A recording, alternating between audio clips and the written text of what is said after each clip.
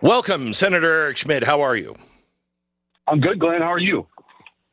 Well, I'm really good. I got a couple of things I need to ask you. First, one that everybody is asking, and I am sorry that that I have to bring this up. But is there any relation between you and John Jacob Jingleheimer Schmidt? Well, his name is my name too. And whenever we go out, all right, good. Whenever we go out, the people always shout, "There goes Good. John Jacob Jingleheimer Schmidt." Yeah. Yeah. Okay. Good. So, first of all, let's start with the Mayorkas thing. It's coming now over to the Senate late February, according to Schumer. I think there's plenty of reasons for him to be impeached. One is just lying to the American people over and over again in front of Congress under oath that the border was secure when it clearly wasn't. But is this going anywhere in the Senate? Well, we'll see. Schumer issued a statement yesterday. The process would be it comes over. The House managers literally will walk it over. It's received by the Senate. And what's supposed to happen is all the senators then are immediately sworn in as jurors. And we act as jurors in a trial. Now, I suppose Schumer could try some sort of some trickery to try to table it or dismiss it or something. But the way it's supposed to work is we're supposed to hear evidence and ultimately make a decision. Now, it would take a supermajority, not a simple majority, to convict.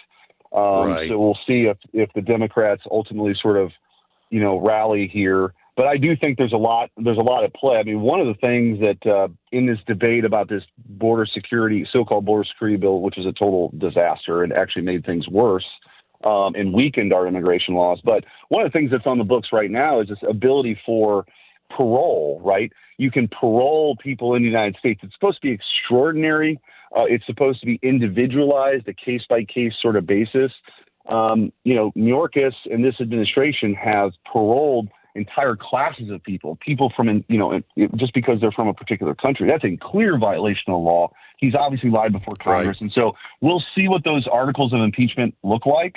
And then as jurors make a decision based on the facts and the evidence and, upholding our oath.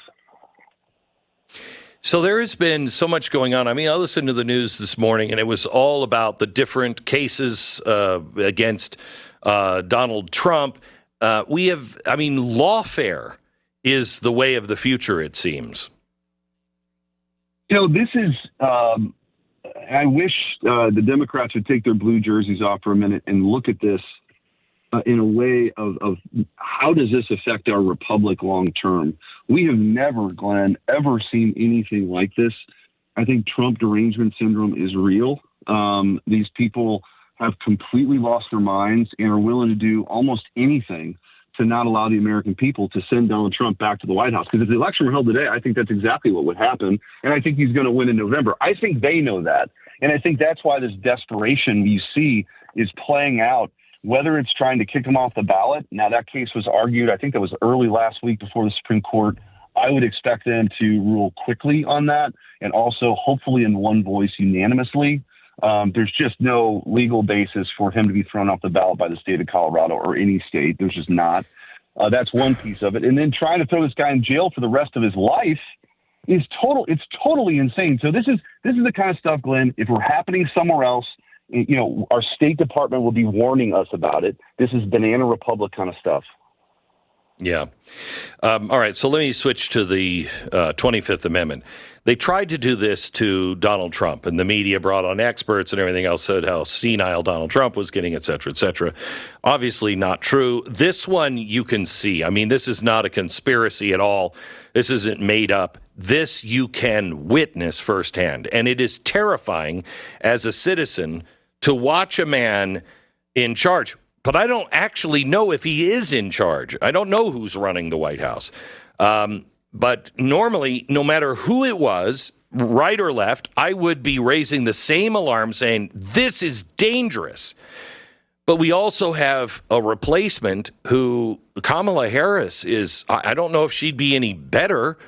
She'd at least be alert and there, but I don't know how good she'd be. But the 25th Amendment has to be invoked by the vice president, right? And the cabinet? That's right. A majority of the cabinet. So the president under the 25th Amendment can do it his or herself. I mean, that's not going to happen. Or initiated by the vice president, voted on by a majority of cabinet members, essentially. And then that goes to the House and the Senate.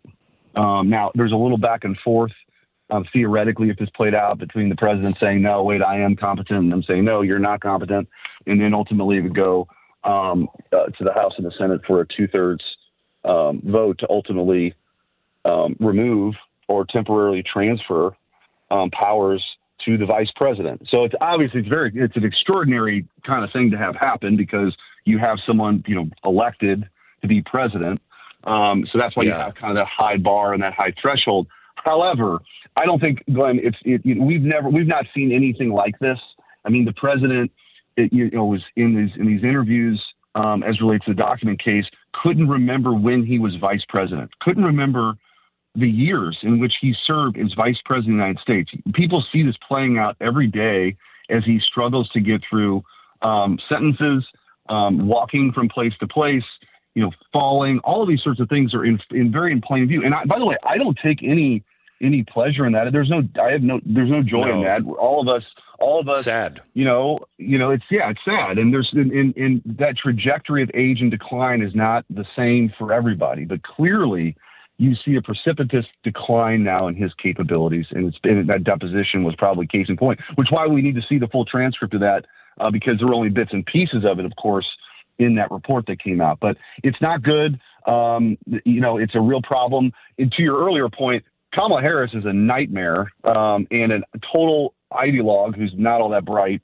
But if you're talking about she's competent, she's mentally competent. Yeah. I mean So yeah, the only time we have seen something like this, it was kept under wraps, and it was Woodrow Wilson. But they hid it. They hid it from Congress. But once his own party, I think he was in hiding at the White House for like a year.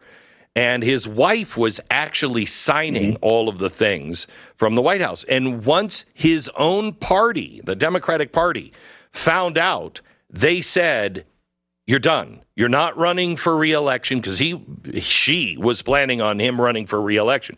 You're not running for re-election, or we expose the whole thing. And it was about this time that they had come to him. It was this close, I think, to an election when they finally came to him.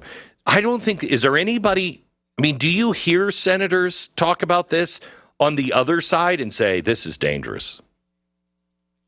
Yeah, I think that they, in private moments, will tell you that this is not the same Joe Biden, certainly that they served with, some people that served with him, or even just a few years ago. It's just not. It's obvious. But to your point, with Woodrow Wilson, who, by the way, I would argue is maybe our worst, probably is our worst president in American history. Give me the Valentine's Day music, will you? This guy's just shot an arrow through my heart. That was my Valentine's gift from you, wasn't it? Yeah. Yes. Happy Valentine's Day, Glenn. Woodrow Wilson is terrible. Yeah. Yes. But that is exactly what that is. But his wife was essentially doing everything at the very end. And it's amazing that in 20th century America that actually happened. So, people get it. People see it. People who serve with him, people who've been in the Oval Office talking to him, see it right now. It's really a mess. So, but I don't know if anybody can go to him. There's like betting odds of whether he'll end up being the nominee. He's not willingly giving this up. He's running. Now, I think the Obamas have a lot to do with what's actually going on in the White House. And I know there's a theory that Michelle Obama could be put in place at the convention. Hang on, start the music again. Start the music again. You may be singing music to my ears again. Go ahead. What's going to happen there? Michelle Obama could be placed, at the last minute here. Yeah. We'll see. But Joe Biden is not willingly going softly into that good night. No. I don't think. No. So if he doesn't, they're trapped. They're really trapped because there's no way that guy will win. Think about how fast he's declined recently to now. Imagine if between now and November, there's no way. From November to January, I just don't think the guy's going to make it. So there's two, yeah, I agree. So there's two things outside of the typical, like if you were comparing President Trump's record to Joe Biden's record, you would say, hey, look, we had a secure border. We had, record wage growth across all socioeconomic levels. We were energy dominant. A lot of great things were happening, right? People, you didn't like them, whatever. But the truth is, America was doing great then. We had no wars. That's what America was for his presidency. All of that stuff is very different now under Joe Biden. So under a typical campaign, people would compare, I think Trump wins anyway. You've got a couple things happening now that are very different. One is this lawfare. I think it's backfired. And we talked about earlier. I think it's really backfired. People see it. They know it's dangerous. And I think that will be a motivation for people to say, we're not going to allow that to happen in this country. We may have disagreements, political parties, but there's no way we're going to descend into some third world banana republic where you're just essentially eliminating presidential, disenfranchising millions of people that way. And then secondly is this competency thing. People see it. And if you're an independent voter and you haven't made up your mind, comparing those two, the schedule that Donald Trump has, his energy versus what you see now from Joe Biden is a stark contrast. And I think that's why, especially in states like Michigan, you're seeing this polling. I think this is part of it. Senator Eric Schmitt, one of the good guys in Washington, D.C., thank you for everything that you do and have done and will continue to do. God bless you.